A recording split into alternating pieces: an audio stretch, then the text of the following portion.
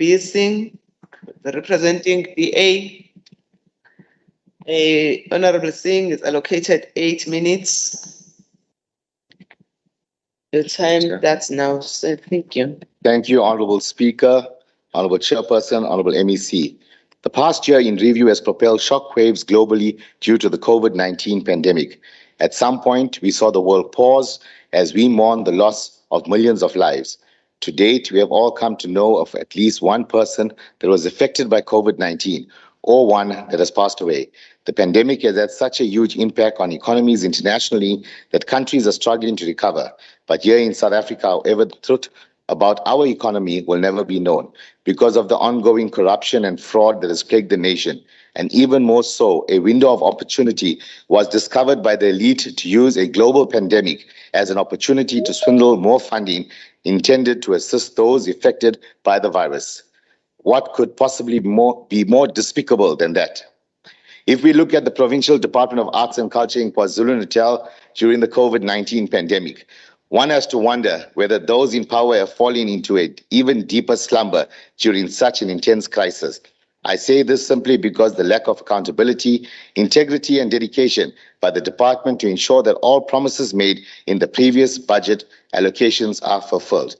The vision of the Department of Arts and Culture is promoting prosperity and social cohesion through arts, culture, and heritage. And its mission is to provide integrated arts and culture for the people of KwaZulu-Natal by developing and promoting arts and culture in the province and mainstreaming its social, economic development. But sadly, we see another decrease in the 2021-22 budget of an amount to 1,006 million from the 2020-2021 budget of 1,021 million, and an even further decrease from the 2019-2020 budget of 1,132 million rands.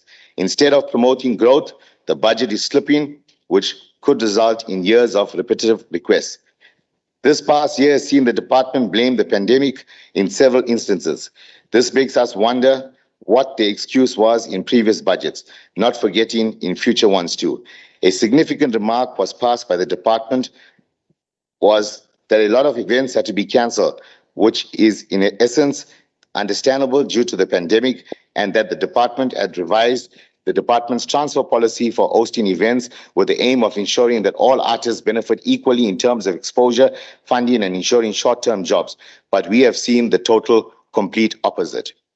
We have come to know of hundreds, if not thousands, who make their living in the arts and culture sector, but were not fully supported during the COVID outbreak. Some struggled to make ends meet. Some lost their homes due to fake and failed promises being fulfilled by the department. As the department turned a deaf ear to the artists that were protesting on highways, conducting sit-ins and placard demonstration because of failed promises, in this sad turn of events, we have seen devastation after devastation with this department, and artists were utterly let down. Now that the department has COVID-19 to blame for their failures, let us reflect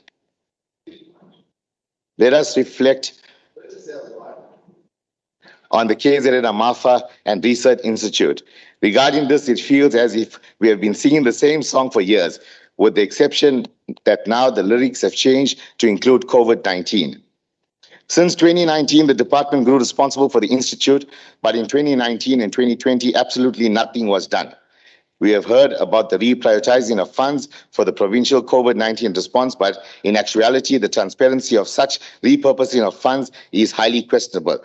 Another trend that has to be noted are with promises made to continue with the upgrades of the Winston Churchill Theatre and the Osinenzweni Arts Centre over the past few years.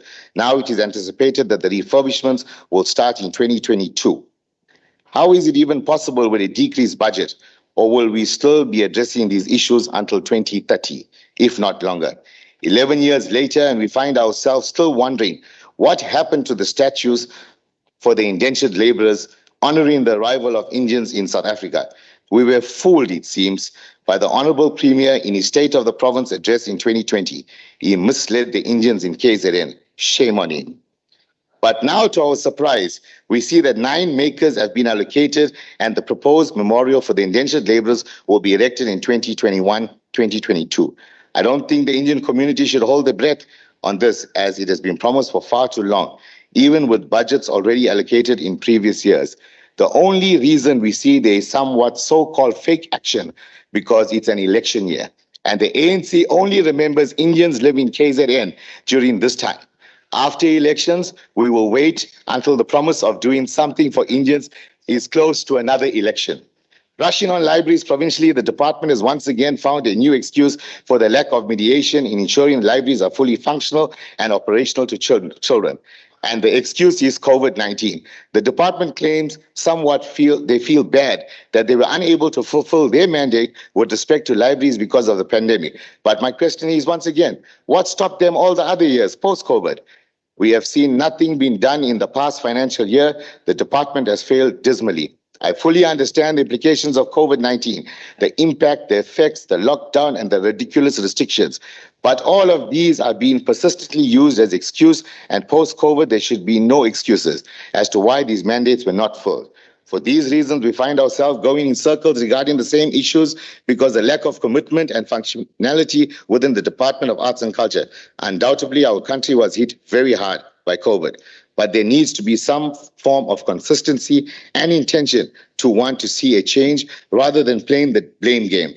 Action always speaks louder than words, and it is unfortunate that the Department of Arts and Culture lacks integrity and have been dragging their feet for years.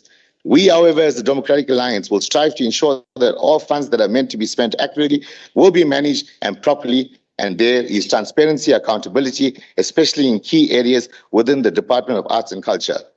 Artists have protested because they were hit very hard.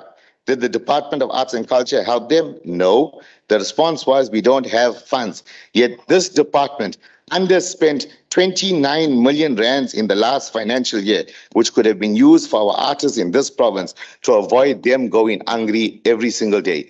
Thank you, Honorable Speaker.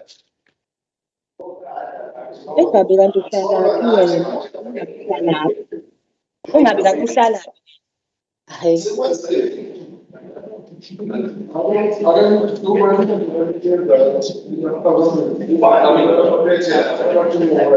I wish you all in the comment.